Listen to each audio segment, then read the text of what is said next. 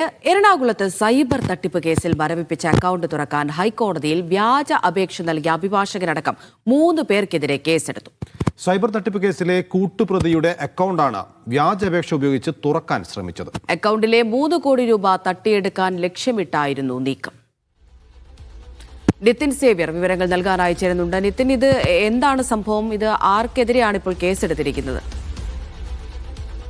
1 കോടി രൂപയുടെ സൈബർ തട്ടിപ്പ് കേസിൽ പോലീസ് മരവിപ്പിച്ച ബാങ്ക് അക്കൗണ്ട് പൂർവ്വസ്ഥിതിയിലാക്കണമെന്ന് ആവശ്യപ്പെട്ടാണ് ഹൈക്കോടതിയിൽ ഒരു വ്യാജ അപേക്ഷ നൽകിയത്. ഈ അപേക്ഷയിലാണ് അഭിഭാഷകനടക്കം 3 പേർക്കെതിരെ ഹൈക്കോടതി നിർദ്ദേശപ്രകാരം ഇപ്പോൾ കൊച്ചി സിറ്റി പോലീസ് കേസെടുത്തിരിക്കുന്നത്. ഈ കേസിലെ 3-ാം പ്രതിയുടെ അക്കൗണ്ടാണ് 1-ാം പ്രതി ഉൾപ്പെട്ട സംഘം അഭിഭാഷകനെ കൂട്ടുപിടിച്ച് തട്ടിയെടുക്കാൻ ശ്രമിച്ചത്. 3 കോടിയിലധികം രൂപ ഈ അക്കൗണ്ടിലുണ്ട് എന്നാണ് പോലീസ് പറയുന്നത്. കഴിഞ്ഞ വർഷം ഓഗസ്റ്റിലാണ് 1 കോടി രൂപയുടെ സൈബർ തട്ടിപ്പ് നടന്നത്. പോലീസ് വൈകാതെ ഇടുക്കി സ്വദേശിയായ 1-ാം പ്രതിയെയും 2-ാം പ്രതിയെയും എറണാകുളം സ്വദേശി അറസ്റ്റ് ചെയ്തിരുന്നു. മാസങ്ങൾക്ക് ശേഷം ഇടുക്കി സ്വദേശിക്ക് ജാമ്യം ലഭിച്ചിരുന്നു. പക്ഷേ ഇയാൾ പുറത്തിറങ്ങിയെങ്കിലും 3-ാം പ്രതിക്ക് ജാമ്യം ലഭിച്ചിരുന്നില്ല. ഇതിനിടെയാണ് കഴിഞ്ഞ വർഷം സെപ്റ്റംബറിൽ 3-ാം പ്രതിയുടെ പേരിൽ ഹൈക്കോടതിക്ക് മുന്നിൽ ഒരു അപേക്ഷ എത്തിയത്. പക്ഷേ 3-ാം പ്രതിയുടെ അഭിഭാഷകൻ ബാങ്ക് അക്കൗണ്ട് പുനഃസ്ഥാപിക്കാനുള്ള അപേക്ഷ തന്റെ കക്ഷി നൽകിയിട്ടില്ല എന്ന് ഹൈക്കോടതി അറിയിക്കുകയായിരുന്നു. തുടർന്നാണ് ഇക്കാര്യത്തിൽ കോടതി ഒരു അന്വേഷണം നടത്തുകയും അതിൽ പ്രകാരം ഈ പോലീസിന് റിമാൻഡിൽ കഴിയുന്ന പ്രതിയുടെ മൊഴി രേഖപ്പെടുത്തിയ ശേഷം ഇവർക്കെതിരെ അഭിഭാഷകനും